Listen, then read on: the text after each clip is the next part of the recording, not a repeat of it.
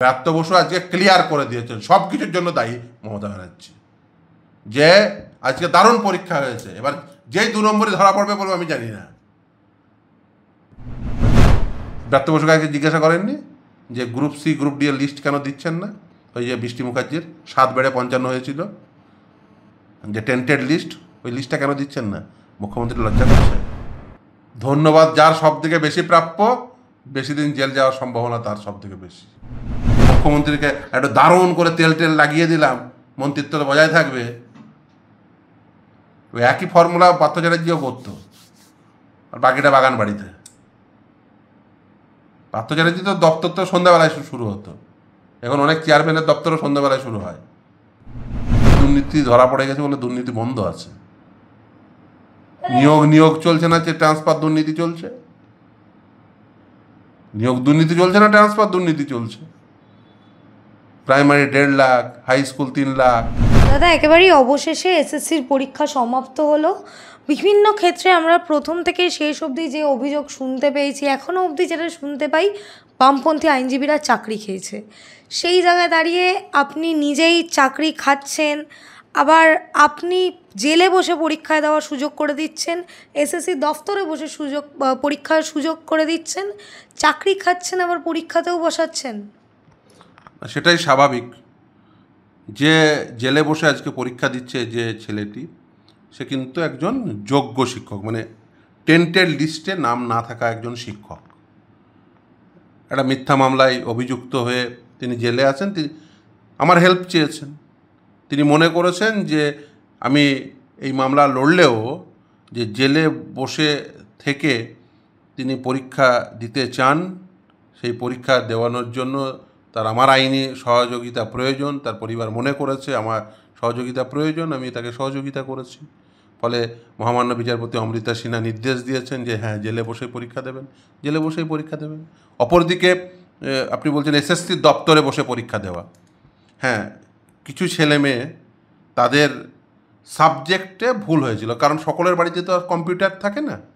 খুব স্বাভাবিকভাবেই তারা কোনো হয়তো কম্পিউটার সেন্টারে সেখানে গিয়ে তারা ফর্ম ফিল আপ করে, গ্রামের দিকে ছেলেমেয়েরা বা শহরের ছেলেমেয়েরাও, সকলের বাড়িতে কম্পিউটার না থাকার জন্য সাইবার ক্যাফেতে যান। সাইবার ক্যাফেতে গিয়ে ফর্ম ফিল আপ করেছেন, ওই যে স্ক্রল করতে গিয়ে মানে তার সাবজেক্ট ইংলিশ এডুকেশন হয়ে গেছে, সাবজেক্ট ফিলোসফি সাইকোলজি হয়ে গেছে, সাবজেক্ট অ্যাগ্রোনমি এগ্রিকালচার হয়ে গেছে। স্ক্রল করতে গিয়ে উপর নিচ হয়ে যায়, সেটাই সাবমিট হয়ে গেছে। ফলে সেই অ্যাডমিট চলে এসেছিল। শুক্রবার দিন মামলা করলাম। মহামান্য বিচারপতি সৌগত ভট্টাচার্য সকালে লিভ দিয়েছেন, 12টার সময় মামলা নিয়েছিলেন, অর্ডার দিয়েছেন যে হ্যাঁ, তাদের সাবজেক্টগুলো কারেকশন করে দিয়ে, অর্থাৎ যার ইংলিশ ছিল তার ইংলিশ সাবজেক্ট হবে, এডুকেশন করে দিয়েছিল ভুলবশত, বা যার ওই ফিলোসফি সাইকোলজি করে ফেলেছিল, তাদের রেসপেক্টিভ সাবজেক্টগুলো ঠিক করে দিয়ে তাদেরকে একটা নতুন অ্যাডমিট কার্ড দিয়ে তাদের পরীক্ষায় বসাতে হবে। এবার শুক্রবারে রায় প্রদান হচ্ছে, রবিবার পরীক্ষা। ফলে একদিনের মধ্যে তাদের রেসপেক্টিভ সেন্টারে যদি ধরুন মালদা, বাঁকুড়া এখানে অ্যারেঞ্জ করতে যায়, সেই অ্যারেঞ্জমেন্টের ফলে পুরো সেট আপটা আবার ঘেটে যাবে, কারণ পরীক্ষা প্রশ্ন পাঠানো বা কিছু। সেই জন্য এসএসসির দপ্তরেই তারা পরীক্ষা দেবে, এবং তারা এসএসসি দপ্তরে পরীক্ষা দিয়েছেন, সাকসেসফুলি পরীক্ষা দিয়েছেন। সে জেলে বসেই পরীক্ষায় বলুন আর এসএসসি দপ্তরে বসেই পরীক্ষা বলুন, তারা মনে করেছে আমার আইনি সহযোগিতা তাদের প্রয়োজন, আমি অবশ্যই তাদের আইনি সহযোগিতা করব। তিনি মানে শিক্ষক হতে পারেন, যে 2016 সালে নিয়োগ প্রক্রিয়ায় তাদের সার্ভিস চলে গেছে, তারা ওর পরীক্ষায় বসছেন। সে জেলে বসে থাকা শিক্ষকই হন, মানে আপনাদের ভাষায় পরিভাষায় যোগ্য শিক্ষক, সেই যোগ্য শিক্ষকই হন, বা অন্য যারা ফ্রেশ পরীক্ষা দিচ্ছেন তাদের ক্ষেত্রে মামলা করব, সেটাই স্বাভাবিক। এবং এই মামলা তারা মনে করেন যে তাদের আইনি সহযোগিতা আমার কাছ থেকে নেওয়া উচিত, আমি তাদের আইনি সহযোগিতা অবশ্যই দেব। যে কোনো মানুষ, যে কোনো বর্ণের, ধর্মের, রাজনৈতিক পরিচয়ের, আপনি কি মনে করেন আমি সব মানে বিরোধীদের? একদমই না।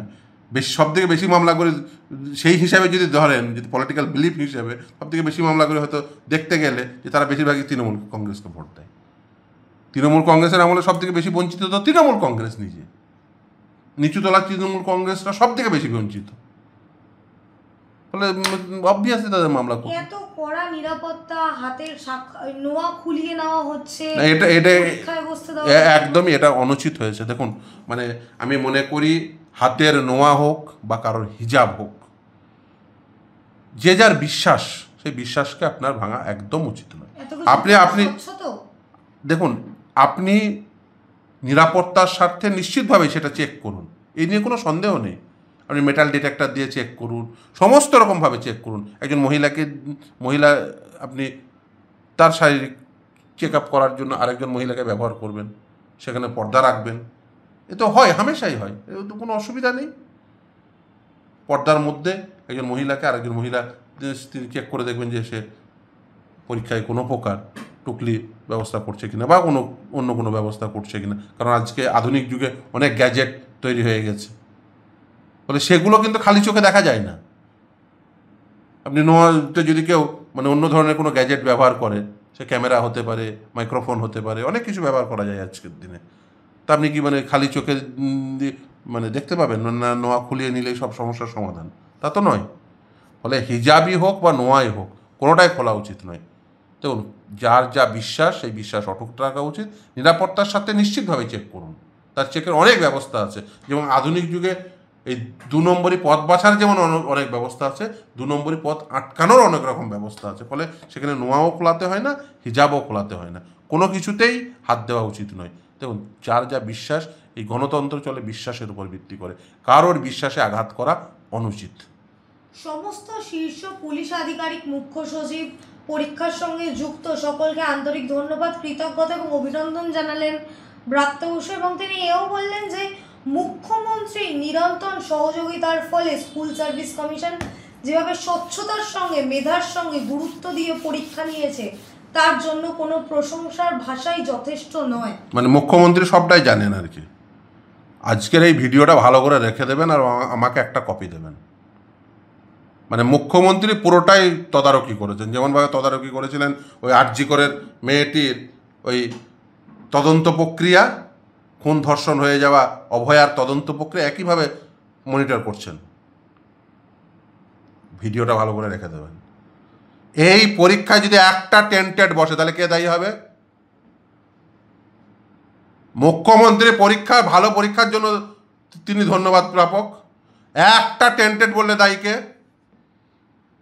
গ্রুপ সি, গ্রুপ ডি এখনো টেন্টেডদের লিস্ট বের করেননি। After expiry of the panel একজনও যদি বসে, কে দায়ী? মুখ্যমন্ত্রীর ফেভারিট ক্যান্ডিডেটরা যদি বসে যায়, আসলে তো সব মুখ্যমন্ত্রীর ফেভারিট ক্যান্ডিডেটদের বসানো হয়েছে, যাদের কাছে পয়সা নিয়েছিল অথবা যারা মুখ্যমন্ত্রীকে এই আন্দোলনের আঁচ থেকে বাঁচিয়েছেন, এই সমস্ত ফেভারিট ক্যান্ডিডেটরা সব বসেছে। লিস্ট বের করুন না। ব্রাত্য বসু আজকে ক্লিয়ার করে দিয়েছেন সব কিছুর জন্য দায়ী মমতা ব্যানার্জি, যে আজকে দারুণ পরীক্ষা হয়েছে। এবার যেই 2 নম্বরে ধরা পড়বে বলবো আমি জানি না। এই যে টেন্টেড ক্যান্ডিডেট বসাচ্ছেন কি বসাচ্ছেন না, লিস্ট বের করুন। এখনো পর্যন্ত টেন্টেড ক্যান্ডিডেটদের সম্পূর্ণ তালিকা দেননি। কে কোথায় পরীক্ষায় বসে যাচ্ছে, পরে লিস্টে নাম তোলাবেন, লিস্টটাকে বের করুন। আগে টেন্টেড লিস্ট বের করবেন, তারপরে এই 2002 SLST 2025 একাদশ দ্বাদশের মেরিট লিস্ট বেরোবে। সেই লিস্টটা আগে বের করুন, সম্পূর্ণ তালিকায় জল মেশাবেন না।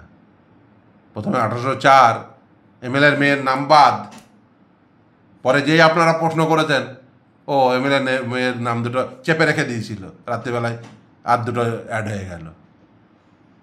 মুখ্যমন্ত্রীর ওই যে আত্মীয়টার নাম কবে বের করবেন? লজ্জা করছে? কোন আত্মীয়? বৃষ্টি মুখার্জি কে হয় জিজ্ঞাসা করবেন। ব্রাত্য বসু কাকে জিজ্ঞাসা করেননি যে গ্রুপ সি, গ্রুপ ডি এর লিস্ট কেন দিচ্ছেন না? ওই যে বৃষ্টি মুখার্জির 7 বেড়ে 55 হয়েছিল, যে টেন্টেড লিস্ট, ওই লিস্টটা কেন দিচ্ছেন না? মুখ্যমন্ত্রী লজ্জা করছে? টেন্টেড এই পরীক্ষায় একজনও বসলে ধন্যবাদ যেমন মুখ্যমন্ত্রী পেল, টেন্টেডের দায়ও মুখ্যমন্ত্রীর। একটা টেন্টেড বসলে জেলে কে যাবে? একা তো মুখ্যমন্ত্রী ধন্যবাদ পায়নি। জেলে সর্বোচ্চ ধন্যবাদ কে পেয়েছে? সব থেকে লম্বা ধন্যবাদ কে পেয়েছে? তাহলে সব থেকে লম্বা বেশি দিন জেলে কে থাকবে? সব থেকে লম্বা ধন্যবাদ যার, সব থেকে বেশি দিন জেলে থাকার দায়ও তার। কিন্তু সেই জায়গায় ব্রাত্য বসু এটাও বললেন যে এসএসসিকে আলাদা করে ধন্যবাদ, দপ্তর থেকে নির্দেশ দিয়েছিলাম পরীক্ষা যাতে স্বচ্ছ, নিরপেক্ষ এবং ত্রুটিমুক্ত হয়। নিয়োগ বিধিরও বেশ কিছু পরিবর্তন আনা হয়েছিল, সেটা এসএসসি মেনেছে। তিনি দপ্তর থেকে নির্দেশ দিয়েছিলেন। ফার্স্ট এসএলএসটি 2016, আর একজনও দপ্তর থেকে নির্দেশ দিয়েছিল, আর এটা সেকেন্ড এসএলএসটি 2025। ফার্স্ট এসএলএসটি 2016 যিনি দপ্তর থেকে নির্দেশ দিয়েছিলেন তিনি এখন জেলে। এখন দেখার সেকেন্ড এসএলএসটি 2025-এর যিনি দপ্তর থেকে নির্দেশ দিয়েছেন তিনি কোথায় যান। লিস্ট বেরোলেই পরিষ্কার। অতএব সাধু সাবধান, ধন্যবাদ যার সব থেকে বেশি প্রাপ্য, বেশি দিন জেল যাওয়ার সম্ভাবনা তার সব থেকে বেশি। এই প্রথম নাকি এসএসসিতে ওএমআরের যে কার্বন কপি সেটা দিয়ে দেওয়া হয়েছে। লিখিত পরীক্ষার পর ওয়েবসাইটে একেবারে প্রশ্ন উত্তর সহ পাবলিশ করে দেওয়া হবে এবং 5 দিনের সময়সীমা পেরিয়ে গেলে আবারও ওয়েবসাইটে পার্সোনালিটি টেস্ট বা ইন্টারভিউর জন্য সমস্ত প্রার্থীর বিস্তারিত তথ্য ও প্রাথমিক তালিকা প্রকাশ করা হবে নম্বর সহ। সে তো ওটাই তো আইন, এতদিন করা হতো না কেন? তাহলে ভারতবর্ষের সব পরীক্ষায় এটা হতো। শুধু তাই না, মমতা ব্যানার্জির আমলে এসএসসি যে চেয়ারম্যান হয়েছিল, মানে ওনার আমলের প্রথম এসএসসির চেয়ার, তার আগেরও চেয়ারম্যান ছিলেন, কিন্তু আমি মমতা ব্যানার্জির আমলের প্রথম এসএসসির যে চেয়ারম্যান ছিল তাকে জিজ্ঞাসা করবেন কার্বন কপি দেওয়া হতো কি হতো না। এই কার্বন কপিটা কে তুলেছিল? এই প্রথম উল্লেখ করলেন তো তিনি। জানেন না, চিত্তরঞ্জন মণ্ডলকে জিজ্ঞাসা করবেন, চিত্তরঞ্জন মণ্ডল বলে দেবেন। জানেন না, দপ্তরে তো যেতে হবে নাকি? দপ্তর থেকেই তো নির্দেশ দিয়েছে। দপ্তরে তো যেতে হবে, দপ্তরে ক ঘন্টা থাকে জিজ্ঞাসা করবেন না? জিজ্ঞাসা করবেন দপ্তরে ক ঘন্টা থাকে। দপ্তরে গিয়ে দপ্তরটা তো বুঝতে হবে। শুধু সাংবাদিক সম্মেলন করে দিলাম, মুখ্যমন্ত্রীকে একটা দারুণ করে তেল লাগিয়ে দিলাম, মন্ত্রিত্ব বজায় থাকবে, ওই একই ফর্মুলা পার্থ চ্যাটার্জিও করতো, আর বাকিটা বাগান বাড়িতে। পার্থ চ্যাটার্জি তো দপ্তর তো সন্ধ্যাবেলায় শুরু হতো, এখন অনেক চেয়ারম্যানের দপ্তরও সন্ধ্যাবেলায় শুরু হয়। সব তো ছবি চলে আসছে, কার কি বাগান বাড়ি, কার বাগান বাড়িতে কে যাচ্ছে। অনেকে তো বাগান বাড়ি বানিয়েছে না,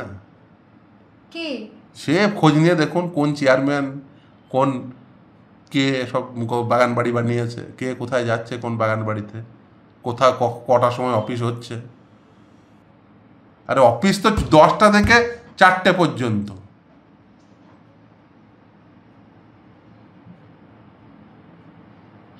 সন্ধ্যা 6টার পরে অফিস খুললে হবে?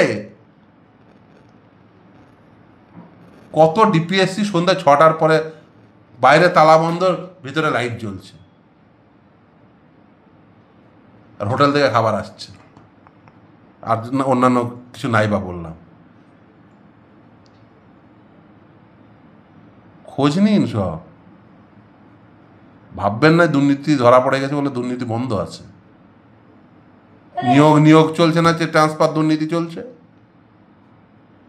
নিয়োগ দুর্নীতি চলছে না, ট্রান্সফার দুর্নীতি চলছে।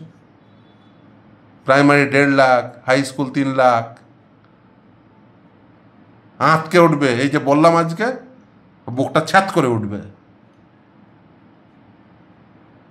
তারা তো আইন মেনে কাজ করে। হ্যাঁ, আইন মেনে তো সব গাইনোলজিক্যাল প্রবলেম দেখিয়ে সব ট্রান্সফার। কয়েক হাজার কোটি টাকার দুর্নীতি করেছে, ট্রান্সফার দুর্নীতি। নিয়োগ দুর্নীতির থেকেও বড় দুর্নীতি হচ্ছে ট্রান্সফার দুর্নীতি। কয়েক হাজার কোটি টাকার দুর্নীতি করেছে। বিরোধী কেউ হলেই তাকে ট্রান্সফার করে দিচ্ছেন এখানে ওখানে। ওই যে অভয়া নিয়ে আন্দোলন করে ট্রান্সফার করে দিয়েছেন, তো ওরা এসে আমাকে বললো, আমরা ঠিক আছে ট্রান্সফার বিষয়টা একটু দেখি, পুজোর পরে ট্রান্সফার পর্ব শুরু হবে। ট্রান্সফার পর্ব শুরু হবে পুজোর পরে। মমতা ব্যানার্জি ক্ষমতায় আসার পরে কতজনকে ট্রান্সফার করে কি কি করেছে ও সব বের করবে। এই যে ডিপিএসসির নাম করে শুধু ট্রান্সফার লেটার লিখে গেছে, সব করা 2 নম্বরই, আবারও নতুন অবভিয়াসলি।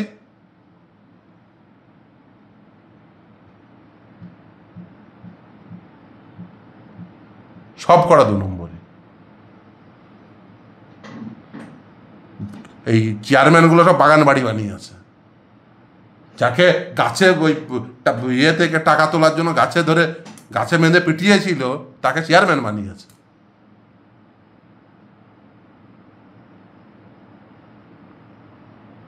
চেয়ারম্যানদের বাড়িতে লিফট লেগেছে, এক চেয়ারম্যানের বাড়িতে লিফট লেগেছে, 4 কোটি টাকার বাড়ি কিনেছে, হাই স্কুলের টিচার।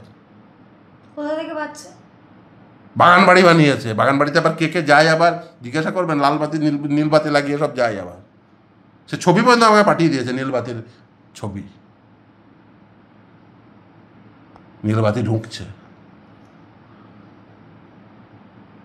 দেখবেন নাকি নীলবাতিওয়ালা গাড়ি।